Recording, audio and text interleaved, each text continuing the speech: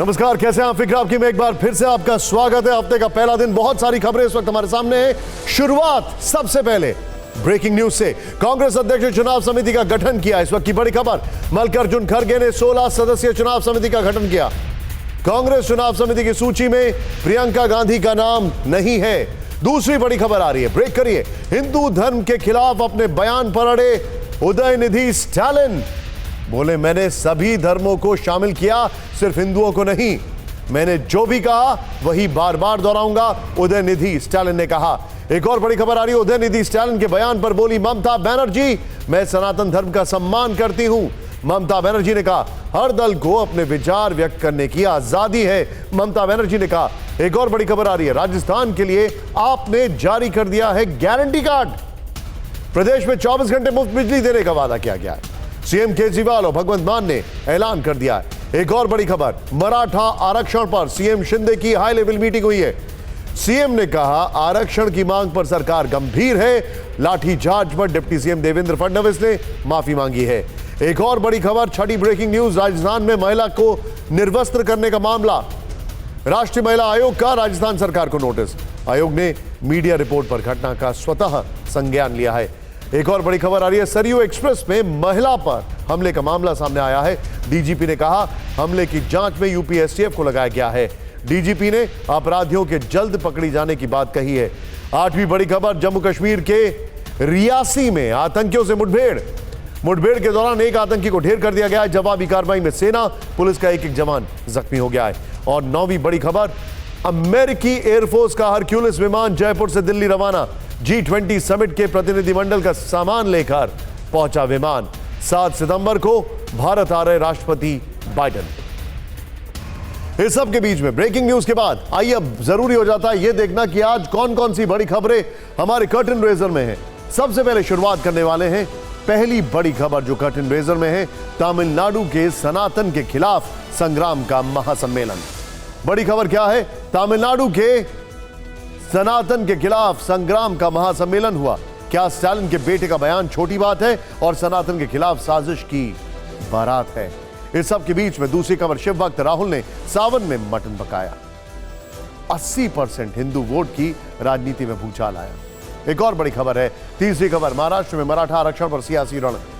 जालना हिंसा का की जो ग्राउंड रिपोर्ट है वो क्या है, आपको देखना जरूरी है। चौथी खबर, बहना ने भाई की कलाई पर वोट बांधा है। मध्य प्रदेश का राजनीतिक रक्षाबंधन देखे। और पांचवी खबर, चीन बेचारा पीएम मोदी की डिप्लोमेसी का मारा। G20 से जिनपिंग ने क्यों किया किनारा, यह जानने वाली बात है। लेकिन फिक्र आपकी में शुरुआत उस खबर से जो एक शब्द से शुरू हुई है। तस्वीर पहले देखिए अब आप इनकी, ध्यान से देखिएगा। और अब इस एक शब्द ने दक्षिण भारत से उत्तर भारत तक सियासी तूफान ला दिया है। सनातन धर्म जिसे हिंदू धर्म कहा जाता है, उस पर दक्षिण भारत से लेकर उत्तर भारत तक सियासत गर्म है। सनातन पर हमला करने वाले दक्षिण से तमिलनाडु के मंत्री उदयनिधि स्टालिन हैं, जो उत्तर भारत से समाजवादी पार्टी के नेता स्वामी प्रसाद मौर्य हैं। उदयनिधि ने कहा कि सनातन धर्म डेंगू, मलेरिया, कोरोना जैसा है, इसे पूरी तरह खत्म कर देना चाहिए। तो स्वामी प्रसाद मौर्य का कहना है कि हिंदू धर्म एक धोखा है। तो क्या सनातन धर्म के खिलाफ कोई संगठित साजिश है? उदयनिधि के बयान और बयान देने के उस मंच की खबर आप जानेंगे तो जरूर सोचेंगे कि हां, देश में 80% आबादी वाले हिंदू धर्म को खत्म करने के लिए संगठित गतिविधियां चल रही हैं। हम संगठित साजिश की बात क्यों कर रहे हैं, यह आपके लिए जानना जरूरी है। आपने उदयनिधि स्टालिन का बयान तो सुन ही लिया होगा, हम पूरा बयान आपको आगे सुनाएंगे, लेकिन उससे पहले कुछ तस्वीरें दिखाना चाहते हैं। उदयनिधि ने चेन्नई के जिस मंच से हिंदू धर्म को खत्म करने की अपील की, उस मंच का नाम था सनातन ओजिप्पू मनाडु। यह देखिए, सनातन ओजिप्पू मनाडु, यह देखिए। इसका अर्थ है सनातन को पूरी तरह खत्म करने के लिए सम्मेलन। यह देखिए, यही वो सम्मेलन है, उसी सम्मेलन की ये तस्वीरें हैं। इस कार्यक्रम को Tamil Nadu progressive writers artist association ने आयोजित किया था।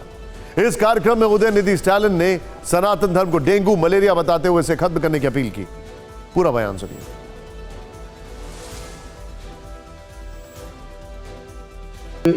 டெங்கு காய்ச்சல், மலேரியா, கொரோனா இதையெல்லாம் நம்ம எதிர்க்கக்கூடாது, ஒழித்து கட்ட வேண்டும். அப்படிதான் இந்த சனாதனம். சனாதனம் என்பதை எதிர்ப்பதை விட ஒழிப்பதே நாம் செய்ய வேண்டிய முதல் காரியமாகும். எனவே இந்த மாநாட்டிற்கு மிக பொருத்தமான தலைப்பு வைத்திருக்கிறீர்கள், அதற்கு என்னுடைய பாராட்டுகள். சனாதனம்னா என்ன? சனாதனம் அப்படிங்கிற பெயரே சமஸ்கிருதத்திலிருந்து வந்தது தான். சனாதனம் சமத்துவத்திற்கும் சமூக நீதிக்கும் எதிரானது. சனாதனம்னா வேற ஒன்றும் கிடையாது. சனாதனங்கிறதுக்கு அர்த்தம் என்ன? நிலையானது, அதாவது மாற்ற முடியாதது, யாரும் கேள்வி கேட்க முடியாது அப்படிங்கிறது தான் सनातनत्व अर्थम। इस सब के बीच में उदयनिधि की तमिल में कही टिप्पणी आपने सुनी। आपकी आसानी के लिए 4 पॉइंट्स में उनकी पूरी बात समझाते हैं। उदयनिधि ने कहा सनातन धर्म डेंगू, मलेरिया और कोरोना की तरह है, जिसे मिटाना जरूरी है। उन्होंने कहा कि कुछ ऐसी बातें होती हैं जिनका विरोध करना काफी नहीं होता, हमें उन्हें पूरी तरह मिटाना होगा। उदयनिधि ने कहा सनातन संस्कृत के सनातनम से आया है, जो समानता और सामाजिक न्याय का विरोध करता है। उदयनिधि ने कहा कि मैं आयोजकों को बधाई देता हूं कि उन्होंने सम्मेलन का शीर्षक सनातन को खत्म करना रखा है, ना कि सनातन का विरोध करना। सनातन को खत्म करने के लिए सम्मेलन 2 दिनों तक चला। इसमें 15 से ज्यादा लोगों ने भाषण दिए। 8 मुख्य मुद्दों पर चर्चा हुई। सनातन धर्म के खिलाफ हेट स्पीच दी गई। क्या है ये 8 बिंदु, उसे जान लीजिए। पहला मुद्दा था सनातन का घातक इतिहास, दूसरा था सनातन और महिलाएं, तीसरा था तमिल नियम और सनातन, चौथा जाति व्यवस्था और साजिश, पांचवा तमिल संगीत सिद्धांत और सनातन, छठा मुद्दा सनातन का बोझ और मीडिया का विरोध, सातवां सनातन धर्म और आध्यात्मिकता के विरोध का मार्ग, और 8वां मुद्दा था सनातन धर्म को नष्ट करने का हथियार। तो अब आप समझिए कि इस मंच पर इन्होंने यह बयान क्यों दिया। इस मंच पर आना ही एक ब्रेकिंग न्यूज थी इनकी, लेकिन इस मंच से बयान देना सारी सीमाएं लांघ गया। जिस सनातन धर्म को उदयनिधि खत्म करने की बात कर रहे हैं, उसे भारत में 80% आबादी मानती है, तो इस तरह उदयनिधि ने देश के 80% लोगों का अपमान किया। जाहिर है कि इस पर राजनीति होनी ही थी। बीजेपी ने तुरंत हमले शुरू कर दिए, कांग्रेस से सवाल पूछे जाने लगे।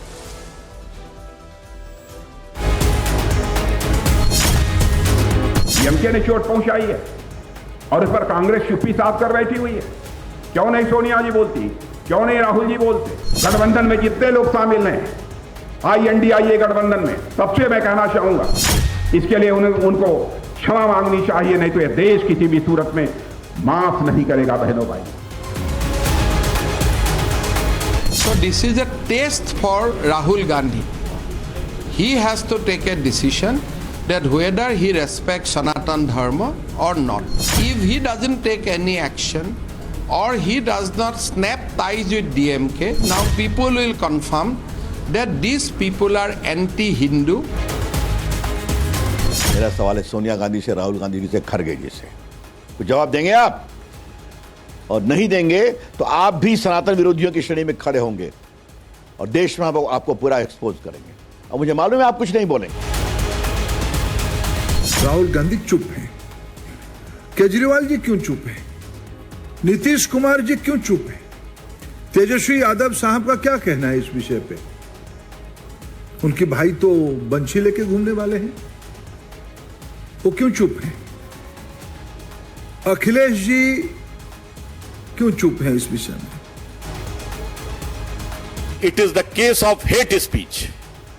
भारत के अंदर हमको सभी धर्मों का सम्मान करना चाहिए, किसी के धर्म के बारे में टिप्पणी करने की आवश्यकता नहीं। ये सनातन शब्द की भी मार्केटिंग करते हैं। तो इस आशय में अगर केरल के मंत्री जी ने कुछ कहा है तो भारतीय जनता पार्टी उधर क्यों हो रहा है? ये मार्केटिंग करें, ये मनमाना करें, ये देश की जनता की आंख में धूल झोंकें, धर्म के नाम पर आस्था से खिलवाड़ करें, वो अच्छी बात है। रावण के खानदान के लोग हैं। राम के देश में सनातन जब तक इस भूमि पर जल रहेगा, सूर्य रहेगा, तब तक सनातन रहेगा। और ऐसे लोग बहुत आए और चले जाएंगे। वैसे ज्यादा जानवरों को जवाब नहीं देना चाहिए। सनातन विरोध की आवाज दक्षिण से उठी है, लेकिन इसका एक सिरा उत्तर भारत से जुड़ा है। जो बात उदयनिधि स्टालिन ने तमिलनाडु में कही, उसी तरह की बातें उत्तर प्रदेश में समाजवादी पार्टी के बड़े नेता स्वामी प्रसाद मौर्य एक हफ्ते पहले कह चुके हैं। कैसे दक्षिण में बोली गई बात ने उत्तर भारत की राजनीति में हलचल पैदा कर दी है, उसके बारे में बात करने से पहले आपको उन दो आवाजों को जरूर सुनना चाहिए जिनके बीच की दूरी 2000 किलोमीटर है।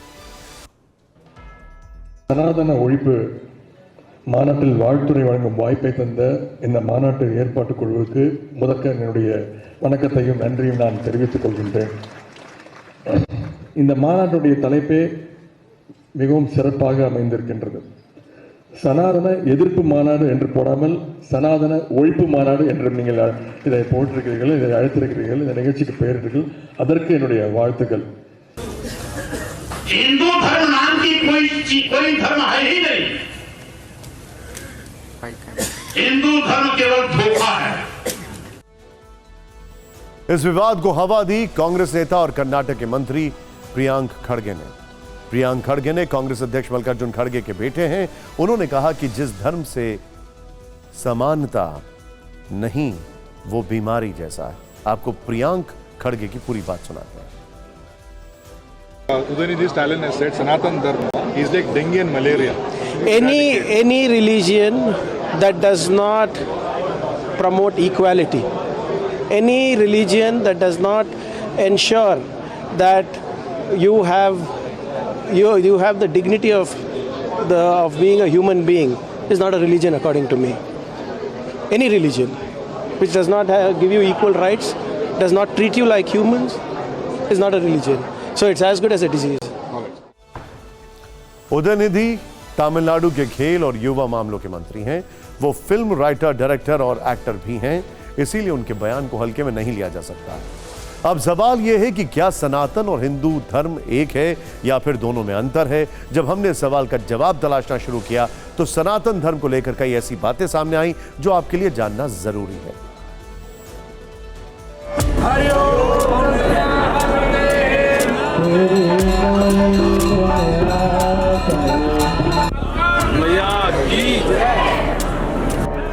सनातन क्या है, इसका अर्थ क्या है?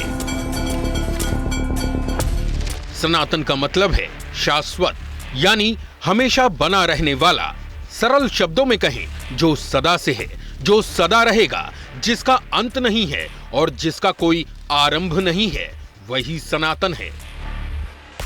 गीता में दूसरे अध्याय के 24वें श्लोक में भगवान श्री कृष्ण कहते हैं, हे अर्जुन, जो छेदा नहीं जाता, जलाया नहीं जाता, जो सूखता नहीं, जो गीला नहीं होता, जो स्थान नहीं बदलता, वो कौन है? ऐसे रहस्यमय व सात्विक गुण तो केवल परमात्मा में ही होते हैं। जो सत्ता इन दैवीय गुणों से परिपूर्ण हो, वही सनातन कहलाने के योग्य है। सनातन धर्म की और सरल व्याख्या दो महापुरुषों स्वामी विवेकानंद और महात्मा गांधी ने की है। महात्मा गांधी ने यंग इंडिया के 1921 के एक अंक में बताया है कि वो खुद को सनातनी हिंदू क्यों कहते हैं। गांधी जी ने इस लेख में लिखा है, मैं खुद को सनातनी हिंदू इसलिए कहता हूँ क्योंकि मैं वेदों, उपनिषदों, पुराणों और हिंदू धर्म ग्रंथों के नाम से प्रचलित सारे साहित्य में विश्वास रखता हूँ और इसीलिए अवतारों और पुनर्जन्म में भी। महात्मा गांधी ने अपने लेख में सनातन धर्म की कुछ मूल मान्यताओं पर अपना विश्वास जाहिर किया था। अब सवाल यह है कि ये सनातन धर्म की मूल मान्यताएं क्या हैं? पहली मान्यता, आत्मा शरीर से श्रेष्ठ है। दूसरी मान्यता, आत्मा को मोक्ष के लिए प्रयास करना चाहिए। तीसरी मान्यता, आत्मा मुक्त होने तक बार बार जन्म लेती है। चौथी मान्यता, आत्मा का पुनर्जन्म होता है। सनातन की सरल व्याख्या स्वामी विवेकानंद ने भी की है। 1893 में शिकागो धर्म संसद में स्वामी विवेकानंद ने भारत का प्रतिनिधित्व किया। वहां उन्होंने सनातनी परंपरा को पूरी दुनिया के सामने रखा। उन्होंने अपने मशहूर भाषण में कहा था, मुझे गर्व है कि मैं उस धर्म से हूं जिसने दुनिया को सहिष्णुता और सार्वभौमिक स्वीकृति का पाठ पढ़ाया है। हम सिर्फ सार्वभौमिक सहिष्णुता पर ही विश्वास नहीं करते, बल्कि हम सभी धर्मों को सच के रूप में स्वीकार करते हैं। ये हवाएं आती हैं और चली जाती हैं, हवाएं ही तो हैं, तूफान नहीं है। सनातन धर्म कितना पुराना है, कितना प्राचीन है, कितनी उसकी महत्ता है, उसको इन लोगों से कोई सर्टिफिकेट की जरूरत नहीं है। उदयनिधि स्टालिन के बयान का भले ही उत्तर भारत में जबरदस्त विरोध हो रहा हो, लेकिन दक्षिण भारत, खासतौर से तमिलनाडु में उनकी टिप्पणी कोई नई बात नहीं है। दरअसल तमिलनाडु के राजनीतिक इतिहास को देखें तो इसका संबंध पेरियार और अंबेडकर के विचारों से जुड़ जाएगा। पेरियार और अंबेडकर दोनों ब्राह्मणवाद और हिंदू धर्म के भीतर जाति व्यवस्था के मुखर आलोचक थे। आजादी से पहले पेरियार ने तमिलनाडु में संस्कृत भाषा और ब्राह्मणवाद के विरोध में द्रविड़ पहचान की वकालत की। पेरियार खुद को हिंदू नहीं बल्कि द्रविड़ मानते थे। 1939 में पेरियार ने द्रविड़ों के लिए द्रविड़ नाडु का नारा दिया। उन्होंने आर्य लोगों को आक्रमणकारी का बताया। 1949 में द्रविड़ राजनीति को आगे बढ़ाते हुए अन्नादुरई ने द्रविड़ मुनेत्र कड़गम यानी डीएमके का गठन किया। 1972 में एक्टर से नेता बने एमजी रामचंद्रन ने एआईएडीएमके बनाई। डीएमके हो या एआईएडीएमके, दोनों पार्टियों ने पेरियार के विचारों को अपनाया। उदयनिधि स्टालिन की बातों से 80% हिंदुओं की भावनाएं आहत हुई हैं, लेकिन उदयनिधि का यह बयान शुद्ध सियासी है। तमिलनाडु की सियासत बदलाव के दौर में है। एआईएडीएमके की नेता जयललिता के निधन के बाद तमिलनाडु की राजनीति में खाली जगह है। बीजेपी इस जगह को अपनी हिंदुत्ववादी राजनीति से भरने की कोशिश में लगी है। तमिलनाडु बीजेपी के अध्यक्ष के अन्नामलाई लगातार यात्राएं निकाल रहे हैं।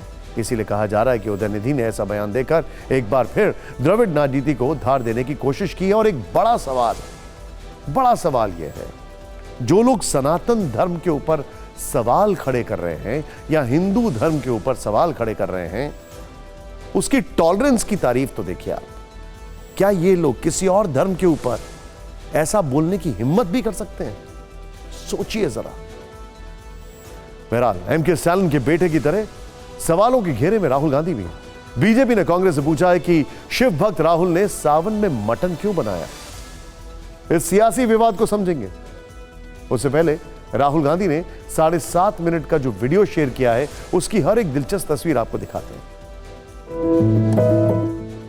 यानी 4 अगस्त की, इसी दिन उनकी संसद सदस्यता बहाल हुई। इसके बाद वो शाम को आरजेडी सांसद मीसा भारती के घर पहुंचे। यहां लालू यादव भी मौजूद थे। लालू ने उन्हें गुलदस्ता भेंट किया, सुप्रीम कोर्ट से राहत मिलने पर बधाई दी। राहुल ने उन्हें दोनों हाथ जोड़कर प्रणाम किया। लालू यादव ने उन्हें गले लगाया और राहुल ने उन्हें स्वादिष्ट मटन बनाने का चैंपियन कहा। आइए, स्वागत है, बधाई, सबसे खुशी का दिन आज है।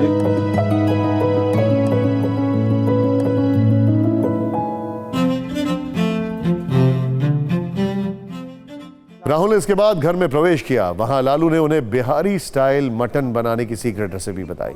मीसा भारती ने इस काम में उनकी मदद की। राहुल इस दौरान हर एक स्टेप को फॉलो करते गए। ये मटन है गोट का, बिहार से मंगा है। हाँ, डालो। कितना डालना है लालू जी? 2 चम्मच। 2 चम्मच। इसमें क्या है? तेल, इसमें ब्लैक पेपर और ओनली ब्लैक पेपर, बस ब्लैक पेपर। हाँ, इतना? हाँ, डालिए। धनिया, हाँ, धनिया पाउडर पिसा हुआ सील पर। हल्दी और 2 स्पून। हाँ, एक और डाल दो। डालिए।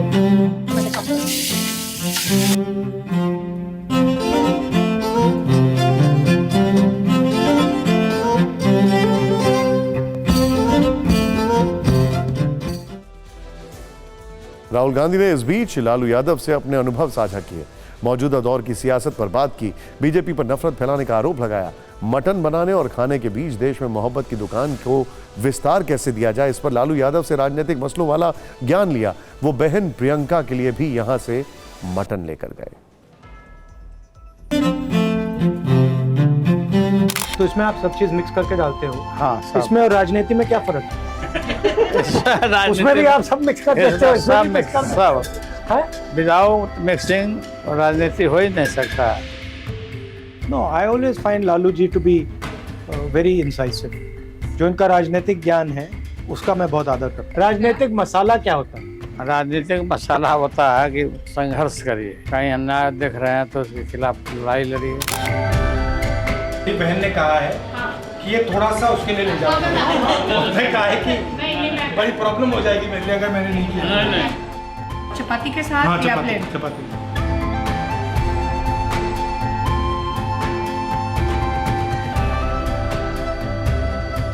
लालू जी, हर 15 साल 20 साल ये जो बीजेपी वाले ऐसे नफरत फैला देते हैं, इसका कारण क्या है? ये पॉलिटिकल भूख जो होती है ना, हाँ।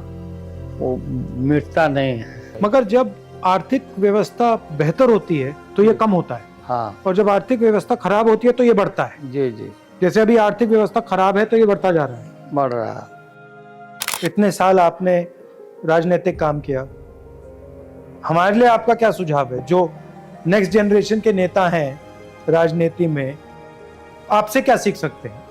मेरी राय ये है कि आपके माता पिता दादा दादी ने जो देश को नया राह दिया था, नया राह सिखाया था, अच्छे पद पर रखा था, उसे भूलना नहीं है। बहन ने कहा है कि ये थोड़ा सा उसके लिए ले जाओ। उसने कहा है कि बड़ी प्रॉब्लम हो जाएगी मेरे लिए अगर मैंने नहीं किया। ना, सच बताओ किसने बनाया? मैंने बनाया, लालू जी ने बनाया और मीसा ने बनाया, सब तीनों ने बनाया। ग्रुप कुकिंग की। बहुत अच्छा। प्रियंका ने वीडियो के अंत में ग्रुप कुकिंग को अच्छा बताया। जानकारों ने इसे इंडिया अलायंस की एकजुटता से जोड़कर देखा। वैसे राहुल ने यह वीडियो 2 सितंबर को पोस्ट किया, यानी सावन खत्म होने के बाद, लेकिन 3 सितंबर को बीजेपी प्रवक्ता संबित पात्रा ने सोशल मीडिया प्लेटफॉर्म एक्स पर लिखा कि तथाकथित शिव भक्त राहुल गांधी ने जानबूझकर लाइट, कैमरा और माइक के साथ ऐसे कृत्य किया ताकि हिंदुओं की भावना आहत हो। बिहार में बीजेपी नेता सुशील मोदी ने इसी बहाने आरोप लगाया कि विपक्षी गठबंधन हिंदू विरोधी है, और असम के सीएम हेमंता बिस्वा शर्मा ने राहुल के बारे में क्या कहा वो आपको सुनना चाहिए। राहुल जी ने लालू जी का घर में मटन खाया, कृपा हुआ कि उसी में बातचीत रहा, आगे नहीं बढ़ा। फॉरेन जाने से तो उससे भी आगे बात बढ़ते हैं ना, और आगे जाके क्या क्या खाते हैं उसका तो कोई गारंटी नहीं है। इसके बाद राहुल कई साधु संतों के निशाने पर भी आ गए। उन्हें चारों तरफ से नसीहतें मिलने लगी। कांग्रेस ने उन पर लग रहे आरोपों का जवाब दे दिया।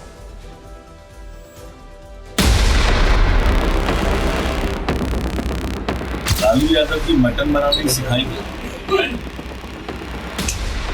कभी मटन बनाना, कभी चिकन बनाना, कभी चारा खाना, अब यही वो सिखा सकते हैं। राहुल गांधी का सावन से हिंदू धर्म की मान्यताएं, संस्कृति, आचार विचार, राहुल गांधी का उनसे क्या मतलब है?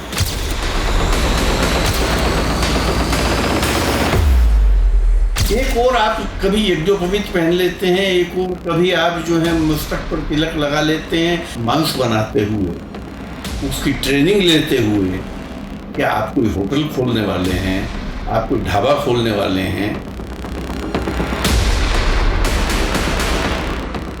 राहुल गांधी सावन में लालू प्रसाद यादव के साथ जाके मटन खाते हैं, तो इस तरह के हमले का जवाब आप लोग क्या देंगे? आपका बीजेपी के पब्लिसिटी के लिए इधर बैठे, मैंने क्या गए, हमारा क्लियर स्टैंड हम बोल दिया।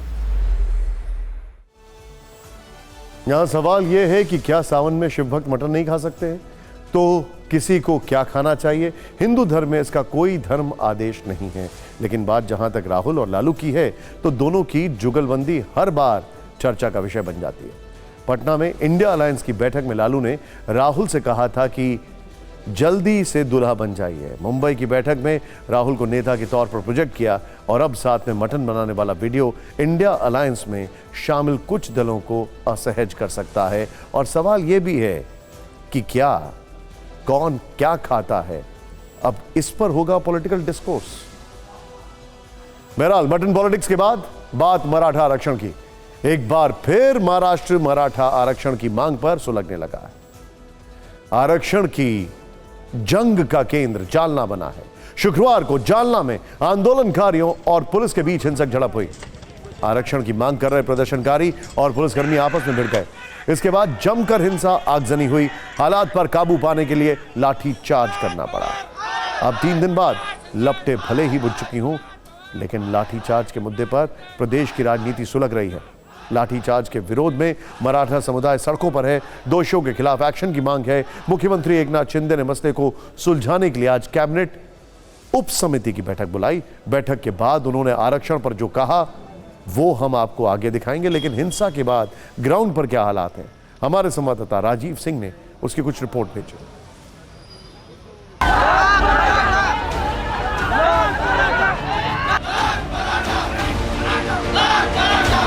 महाराष्ट्र के जालना में 1 सितंबर को हुई हिंसा की लपटें बुझ चुकी हैं। जगह जगह उपद्रव के निशान बाकी हैं। हमारे संवाददाता राजीव सिंह जब कवरेज के लिए जालना रवाना हुए तो उन्हें बीड औरंगाबाद हाईवे पर राख हुई बसों के पुर्जे मिले। ये तस्वीरें दिखाती है कि किस तरह से जो प्रदर्शनकारी हैं, जो हिंसा करने वाले लोग हैं, उन्होंने कितनी ज्यादा बड़े पैमाने पर अलग अलग इलाकों में, अलग अलग हिस्सों में तोड़फोड़ की और लोगों को भी नुकसान पहुंचाया। कई प्रॉपर्टीज को भी इस तरह से नुकसान पहुंचा। और ये राज्य सरकार की बस है जो स्टेट ट्रांसपोर्ट के अंतर्गत चलती है। इस बस को जो कि औरंगाबाद से बीड़ से औरंगाबाद की दिशा में जा रही थी, उस बस की ये तस्वीर है। शुक्रवार की हिंसा के बाद जालना छावनी में तब्दील है। शनिवार को जब हमारे संवाददाता ग्राउंड जीरो पर मौजूद थे, उपद्रवियों ने पुलिस पर पथराव की कोशिश की जो कैमरे में कैद हुई। किस तरह से पुलिस कर्मचारी जो हैं वो यहाँ पर अश्रु गैस के गोले छोड़ रहे हैं, पथराव किया। देखिए पुलिस कर्मचारी भागते हुए, किस तरह से बड़ी संख्या में सामने आपको भीड़ दिखाई देगी।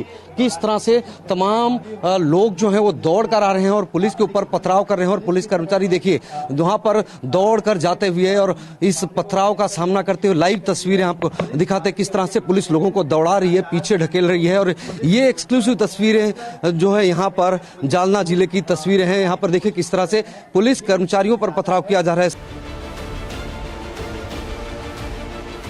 मराठा समुदाय लाठी चार्ज के विरोध में सड़कों पर है। सोमवार को समुदाय ने औरंगाबाद यानी संभाजी नगर में बंद का आह्वान किया। जबरन दुकानें बंद कराई गईं। क्रांति चौक पर जमकर प्रदर्शन, नारेबाजी हुई। मराठा समाज से जुड़े नेताओं को हिरासत में लिया जा रहा है। आप देखिए यहाँ पर कि आपको बोलू देत नाही सर, मला घेऊन चालला प्रशासन, बोलू देत नाही। क्रांति चौक पर धरना प्रदर्शन चल रहा था, लेकिन जिस तरह से कुछ कार्यकर्ताओं को यहाँ पर हिरासत में लिया गया, उसके बाद तमाम जो कार्यकर्ता थे वो उग्र हो गए। हमारे ऊपर सरकार दड़पशाही का यूज कर रही है, हम दड़पशाही एहसान नहीं करेंगे। मराठा आरक्षण के मसले पर आज सीएम एकनाथ शिंदे के नेतृत्व में हाई लेवल मीटिंग हुई। बैठक में डिप्टी सीएम देवेंद्र फडणवीस और अजीत पवार भी शामिल हुए। बैठक के बाद मीडिया से बातचीत में सीएम शिंदे ने कहा कि सरकार मराठा आरक्षण देने की दिशा में गंभीरता से काम कर रही है। डिप्टी सीएम फडणवीस ने लाठीचार्ज की घटना पर खेद जताया और माफी भी मांगी। सरकार ने घटना की उच्च स्तरीय जांच के आदेश भी दिए। दूसरी तरफ जालना में भूख हड़ताल पर बैठे मराठा नेता मनोज जरांगे पाटिल ने सरकार को अल्टीमेटम दिया है। पाटिल ने सरकार से आरक्षण पर अध्यादेश लाने की मांग की है। ऐसा ना होने पर कल से जल भी त्याग देने की धमकी दी है। मराठा आरक्षण में पर कैसे महाराष्ट्र में राजनीति गर्मा गई, इस पॉलिटिकल रील से देखिए।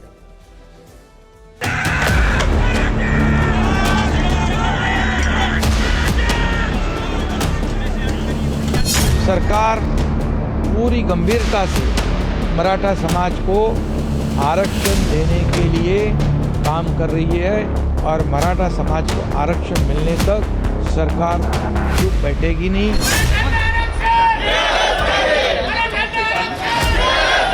जो हादसे हो रहे ये मराठा समाज के आंदोलन के आड़ से या मराठा समाज के आड़ से कई राजनीति लोग इसलिए राजनीति करना चाहते हैं।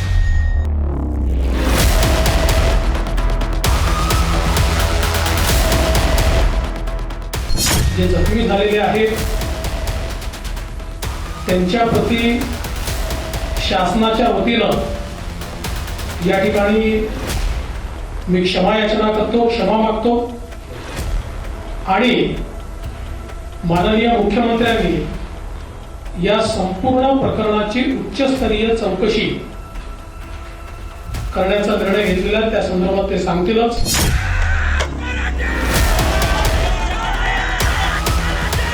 तिथे जाऊन मी आंदोलनकर्त्यांची भेट घेऊन आलो. हे सरकार निर्गुण तर आहेच. एवढं निर्गुण सरकार यापूर्वी मी तरी पाहिलं नव्हतं आणि निर्लज्ज आहे.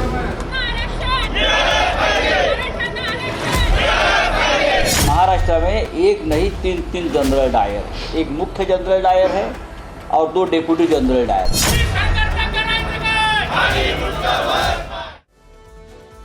महाराष्ट्र की राजनीति में मराठाओं का बड़ा प्रभाव माना जाता है. राज्य में मराठा समुदाय की आबादी 30% से ज्यादा है. 2018 में मराठा आरक्षण के लिए राज्य में बड़ा आंदोलन हुआ. इसके बाद महाराष्ट्र सरकार ने विधानसभा में बिल पास किए. 2018 में सरकारी नौकरियों और शिक्षण संस्थानों में मराठा समुदाय को 16% आरक्षण का प्रावधान किया गया.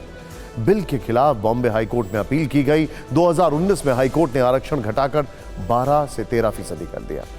फैसले को फिर सुप्रीम कोर्ट में चुनौती दी गई है. साल 2021 में सुप्रीम कोर्ट ने मराठा आरक्षण रद्द कर दिया.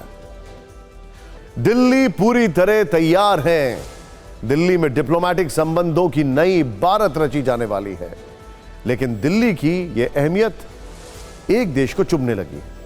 सिर्फ 4 दिन बाद जब दुनिया के टॉप लीडर्स दिल्ली में मौजूद होंगे, शी जिनपिंग यहां नहीं होंगे.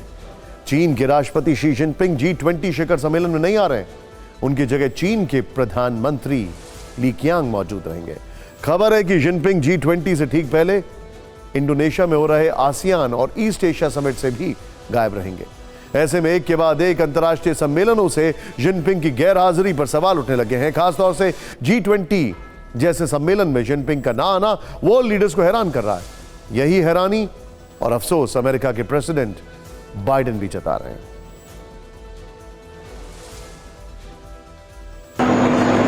I am disappointed. I am disappointed. I am disappointed. I'm going to get the same.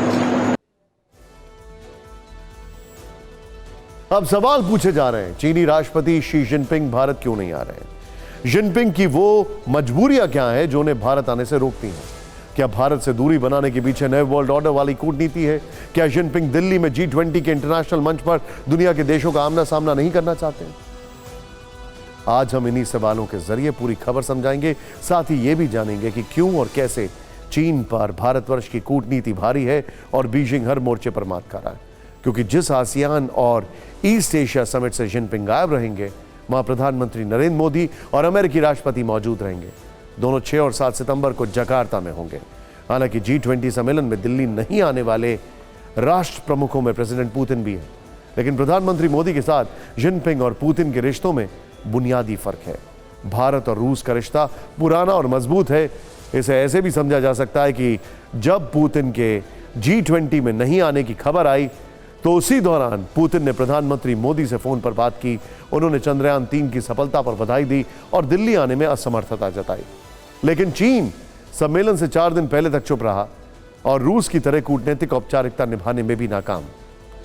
ऐसे में सवाल वही है कि आखिर जिस मंच पर मोदी और बाइडेन होते हैं, जिनपिंग वहां आने से क्यों कतराते हैं? इस सवाल का जवाब हम एक्सपर्ट से जानेंगे. पहले आप समझ लीजिए कि भारत कूटनीतिक समेत हर फ्रंट पर कैसे चीन को करारा जवाब दे रहा है. 24 घंटे पहले ही पीएम मोदी ने 2-2 कह दिया है कि अरुणाचल प्रदेश हो या कश्मीर, भारत कहीं भी मीटिंग करने का अधिकार रखता है. प्रधानमंत्री के बयान को चीन की आपत्ति का जवाब माना जा रहा है, जिसमें अरुणाचल प्रदेश में G20 का बैठक का विरोध किया गया. यही नहीं, आज से ही भारत ने चीन पाकिस्तान बॉर्डर पर सैन्य अभ्यास भी शुरू कर दिया. यह सैन्य अभ्यास 8 से 10 सितंबर तक G20 सम्मेलन के दौरान भी जारी रहेगा. पिछले ही हफ्ते भारत ने चीन के विवादित नक्शे पर भी आपत्ति जताई और कहा कि इससे सीमा विवाद ज्यादा जटिल बन जाएगा. चीन का कर्ज चुकाने में भारत अफ्रीकी देशों की मदद कर रहा है. भारत बेल्ट एंड रोड पहल का विरोध करने वाला भी एससीओ का पहला देश है. LAC पर भारत का वाइब्रेंट विलेज प्रोग्राम भी विस्तारवादी चीन को करारा जवाब है, जिसमें LAC से सटे गांव में बुनियादी ढांचे को मजबूत किया जा रहा है. अब क्या यह माना जाए कि भारत ने जिस तरह से साबित कर दिया है कि दक्षिण एशिया का बॉस वही है, क्या इसीलिए जिनपिंग को भारत आना मंजूर नहीं?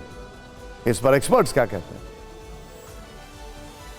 देखिए, चीन जो है नए वर्ल्ड ऑर्डर में अपना एक बहुत बड़ा रोल देखता है, और उस रोल में अगर उसको लगता है कि कहीं पे कोई उसकी अड़ंगा लगा सकता है तो वो भारत है, क्योंकि भारत एक लार्जेस्ट डेमोक्रेसी है दुनिया की, फास्टेस्ट ग्रोइंग लार्जेस्ट इकोनॉमी है, लार्जेस्ट पॉपुलेशन है, सबसे बड़ा मार्केट है, और एक लीडरशिप है दुनिया की। ग्लोबल लीडरशिप में भारत ने अपना एक अलग ही अहम, प्रधानमंत्री मोदी की संरक्षण में अच्छी तरह से करके दिखाया है दुनिया को।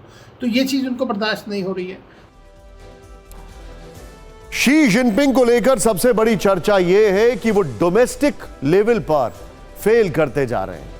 इंटरनेशनल लेवल पर दुनिया उनसे दूर जाती जा रही है।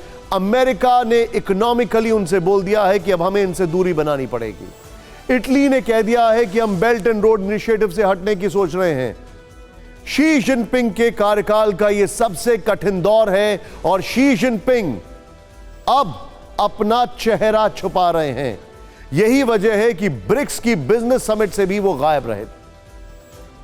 फिक्र आपकी में अब बात चंद्रयान 3 की। आज उससे जुड़ी दो खबरें हैं, एक दुखद और एक सुखद। पहले दुखद न्यूज जिसे सुनकर साइंटिस्ट भी सन रह गए। चंद्रयान 3 की लॉन्चिंग की पूरी दुनिया गवाह बनी। 140 करोड़ भारतीयों ने गर्व महसूस किया। आपने इन तस्वीरों के साथ पीछे से आ रही काउंटडाउन की आवाज भी सुनी, सुनाइए जरा। 9, 8, 7, 6, 5, 4, 3, 2, 1, 0। अभी जो आपने बैकग्राउंड में आवाज सुनी वो इसरो के वैज्ञानिक वलार मथी की थी। दुखद बात यह है कि अब वो इस दुनिया में नहीं रही। ये आवाज अब कोई नहीं सुन पाएगा। दिल का दौरा पड़ने से उनका निधन हो गया। इसरो के लिए काम करते हुए चंद्रयान 3 उनके करियर का आखिरी मिशन रहा। वलार मथी को 2 सितंबर को लॉन्च किए गए आदित्य L1 मिशन के काउंटडाउन में भी अपनी आवाज देनी थी, लेकिन बीमार होने की वजह से यह संभव नहीं हो पाया। चेन्नई में शनिवार शाम उन्होंने इस दुनिया को हमेशा के लिए अलविदा कह दिया और इसी के साथ चंद्रयान 3 को विदा करने वाली आवाज हमेशा के लिए खामोश हो गई। सोशल मीडिया पर उनके हाथ में माइक थामे तस्वीर शेयर कर सहयोगियों ने याद किया और श्रद्धांजलि दी। इसरो के पूर्व डायरेक्टर पीवी वेंकट कृष्णन ने लिखा कि श्री हरिकोटा से इसरो के भविष्य के मिशन में काउंटडाउन के दौरान वलारामथी मैडम की आवाज नहीं होगी। चंद्रयान 3 का काउंटडाउन उनकी अंतिम आवाज थी। अप्रत्याशित मृत्यु दुखद। केंद्रीय मंत्री राजीव चंद्रशेखर ने भी उनके अनाउंसमेंट की फोटो के साथ अपने एक्स हैंडल पर लिखा कि वलारामथी जी के निधन की खबर सुनकर दुख हुआ। वो चंद्रयान 3 समेत इसरो की कई लॉन्चिंग के काउंटडाउन की आवाज थी। अब चंद्रयान 3 से जुड़ी सुखद खबर वो ये कि मिशन लक्ष्य से ज्यादा बेहतर काम कर रहा है। आज ऐसा हुआ जिसकी जानकारी वैज्ञानिकों ने पहले नहीं दी थी, लेकिन जब कामयाबी मिली तो इसरो ने 40 सेकंड का एक वीडियो शेयर किया। स्क्रीन पर अभी आप वही तस्वीरें देख रहे हैं। चांद की सतह पर विक्रम लैंडर की दोबारा सॉफ्ट लैंडिंग कराई गई। इसरो के कमांड पर विक्रम लैंडर ने इंजन चालू किया। उम्मीद के मुताबिक खुद को 40 सेंटीमीटर उठाकर फिर 30 से 40 सेंटीमीटर दूर लैंड करा दिया। ये होप टेस्ट यानी छलांग लगाने का टेस्ट है, हॉप टेस्ट है। ये इसलिए अहम है क्योंकि इसकी वजह से भविष्य में चांद की सतह से सैंपल लाने वाला मिशन और मानव मिशन को सफल बना सकता है। इस प्रयोग के बाद विक्रम लैंडर ने सभी सिस्टम सामान्य तौर पर काम कर रहे हैं, यह भी कंफर्म कर दिया। भारत चांद के दक्षिणी ध्रुव पर सबसे पहले उतरकर दुनिया को चौंका चुका है। अब हॉप टेस्ट में भी कामयाबी इस मिशन के लिए एक बहुत बड़ा पड़ाव है। आने वाले समय में चांद पर मानव मिशन की सफलता में यह बेहद अहम होने वाला है। और अब बात रूस यूक्रेन युद्ध की करते हैं, जहां यूक्रेनी सेना ने रूस के परमाणु प्लांट को टारगेट करने की कोशिश की है। ज़ेलेंस्की की सेना ने कुर्स में कुर्चातोव न्यूक्लियर प्लांट पर ड्रोन अटैक किया है। 72 घंटे में 2 बार प्लांट को निशाना बनाने की कोशिश की गई, हालांकि रूसी एयर डिफेंस ने हमले को नाकाम कर दिया। यह रिपोर्ट देखिए।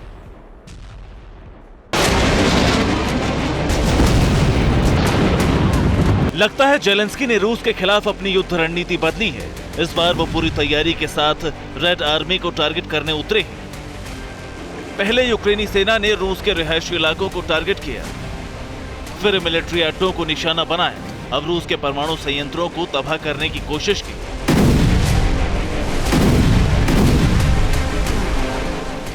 यूक्रेन ने रूस के कुर्स्क में कुर्शातोव न्यूक्लियर प्लांट पर ड्रोन अटैक किया। 72 घंटे में 2 बार प्लांट पर नेस्तनाबूद करने की मंशा से अटैक किया।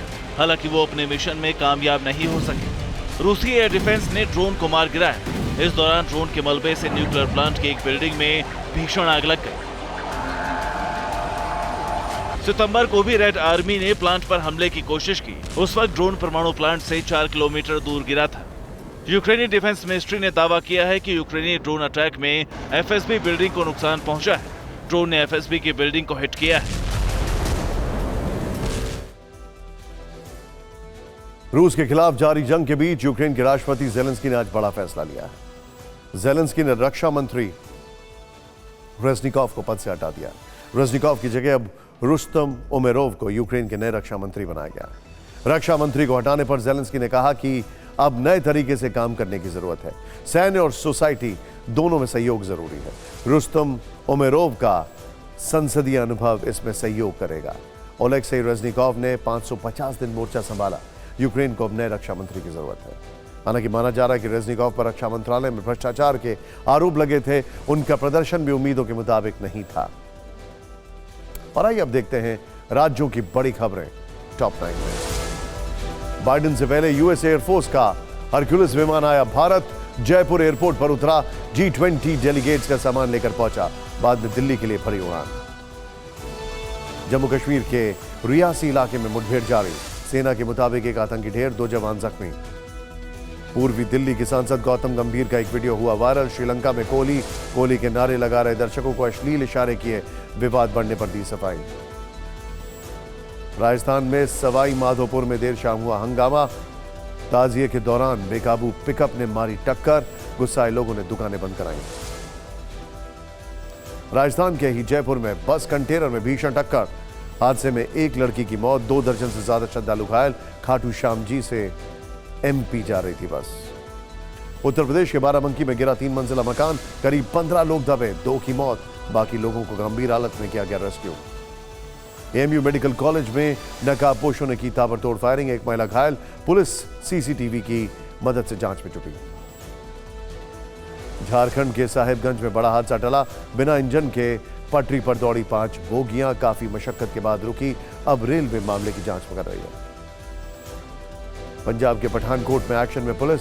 फर्जी सोशल मीडिया अकाउंट की लिस्ट जारी की। लोगों को फ्रेंड रिक्वेस्ट भेजने वाली लड़कियों से सावधान रहने को कहा गया।